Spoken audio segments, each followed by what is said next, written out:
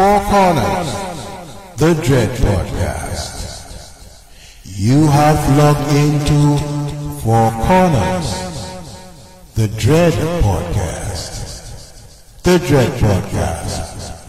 Four Corners, the Dread Podcast. Four Corners, the Dread Podcast. You have logged into Four Corners, the Dread Podcast. The Dread Podcast. Four Corners, the Dread Podcast. The best DJ in town is here. He's revolutionary. Remarkable. And very large and in charge.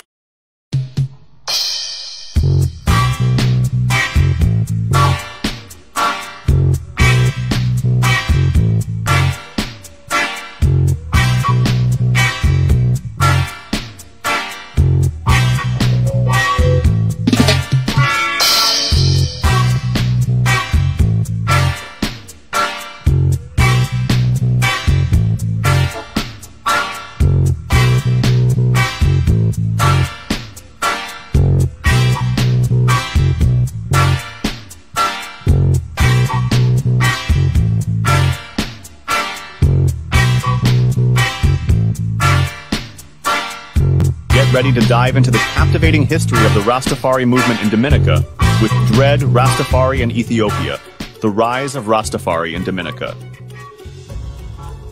Discover the dramatic inception of the Rastafari movement in the 1970s and its development to the present day.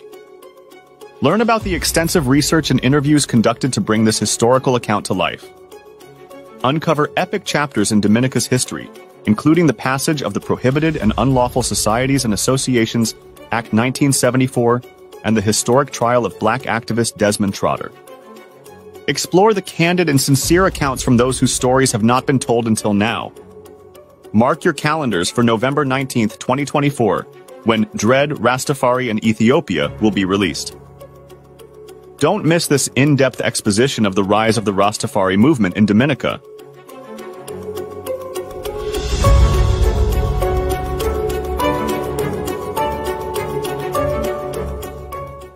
Get ready to dive. The rise of Black Power in Dominica. In the 1970s, Dominica experienced intense political upheaval and social unrest, leading to a rise in social consciousness. The civil rights struggle in the United States and the fight against apartheid in South Africa inspired a generation to action, sparking the Black Power movement in Dominica.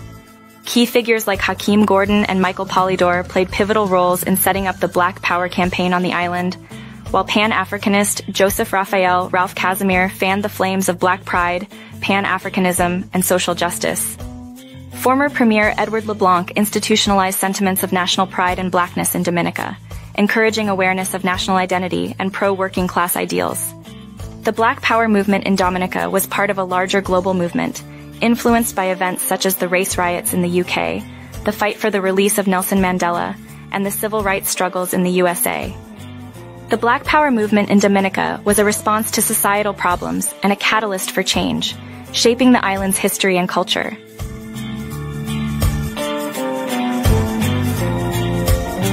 The rise of Black Power in Dominica. In the 1970s, Dominica experienced intense political upheaval and social unrest, leading to a rise in social consciousness. The civil rights struggle in the United States and the fight against apartheid in South Africa inspired a generation to action, sparking the Black Power movement in Dominica. Key figures like Hakeem Gordon and Michael Polydor played pivotal roles in setting up the Black Power campaign on the island, while Pan-Africanist Joseph Raphael Ralph Casimir fanned the flames of Black pride, Pan-Africanism, and social justice. Former Premier Edward LeBlanc institutionalized sentiments of national pride and blackness in Dominica, encouraging awareness of national identity and pro-working class ideals. The Black Power movement in Dominica was part of a larger global movement, influenced by events such as the race riots in the UK, the fight for the release of Nelson Mandela, and the civil rights struggles in the USA. The Black Power movement in Dominica was a response to societal problems and a catalyst for change, shaping the island's history and culture.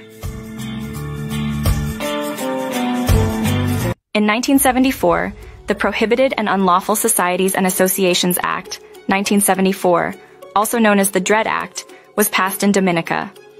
The act outlawed acts of terrorism and imposed severe penalties for those found guilty.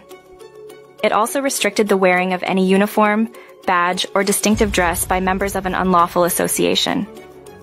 The act faced criticism from Rastafarians and human rights organizations, who saw it as a violation of human rights. The Rastafarian Movement Association of Jamaica expressed outrage, calling the act a threat to all progressive Africans in the hemisphere. The act led to hounding, beatings, and imprisonment of Rastafarians, with over 35 individuals brutally murdered under its provisions. The legality of the Dread Act was questioned by local voices, including parliamentary opposition leader Eugenia Charles and others. The debate on the bill in the House of Assembly was considered of utmost importance and was broadcast on Radio Dominica. The passing of the Dread Act marked a significant and controversial moment in Dominica's history.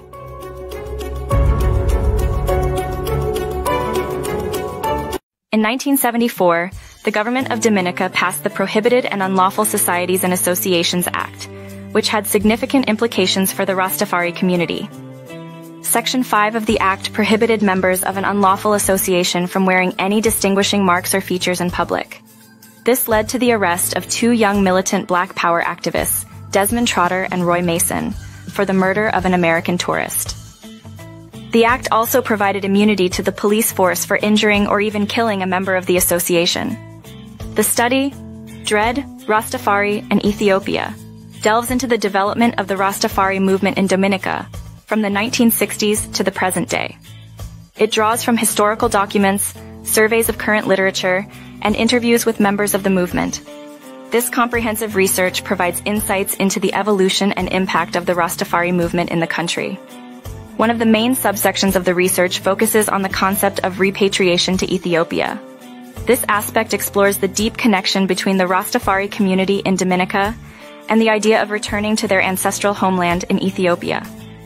The study sheds light on the significance of this belief within the Rastafari movement.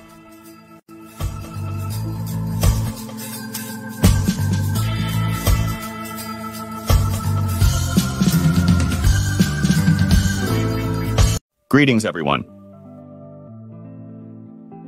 In 1981, 19-year-old Ras Albert Williams received his first byline for his first ever published article that sparked a public debate on the use of marijuana in Dominica in a center spread in the New Chronicle on January 24, 1981.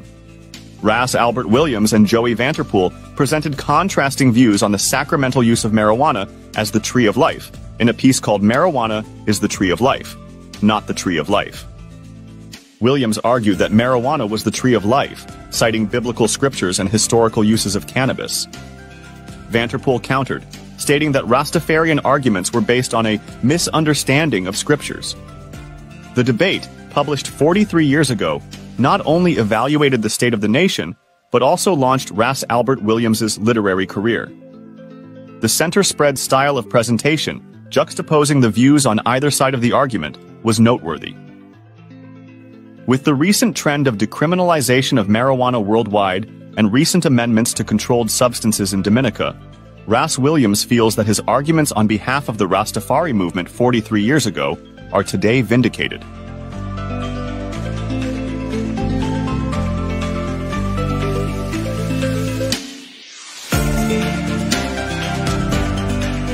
You know, back in just after Hurricane David, you know, I used to lime at Baffin State, you know, as a young dread. 1979, I was 16 years old when the hurricane passed over Dominica, and by 1982, I published my first book of poetry, Honorable Natty Dread, and 1981, I had my first article published.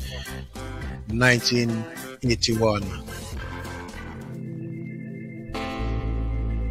Mary Eugenia Charles, Dominica's first female prime minister. Mary Eugenia Charles, born in Point Michel, Dominica, made history as the first female prime minister of Dominica. Her leadership was marked by resilience and determination, as she led the Dominica Freedom Party to 3 consecutive terms from 1980 to 1995. a legacy of strength and resilience. Despite facing constant criticism and 2 coup attempts, Charles remained steadfast in her commitment to the people of Dominica. Her unwavering stance against terrorism and her efforts to disband the Dominica Defense Force showcased her dedication to the safety and well-being of her nation. A remarkable family legacy.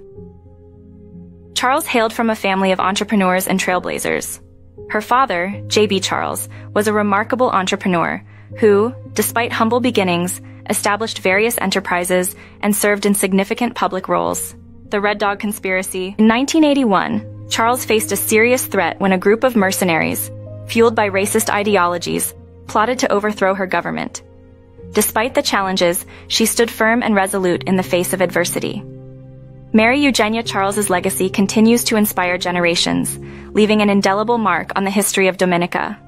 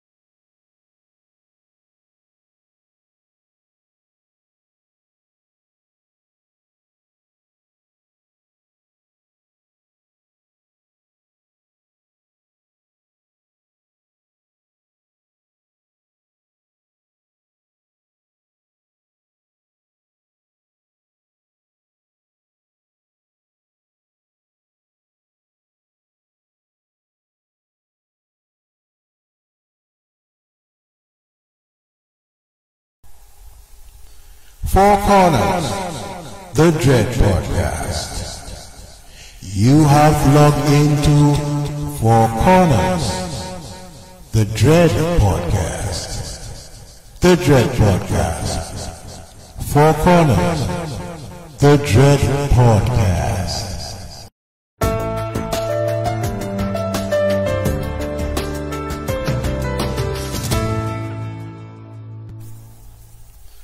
Four Corners, the Dread Podcast. You have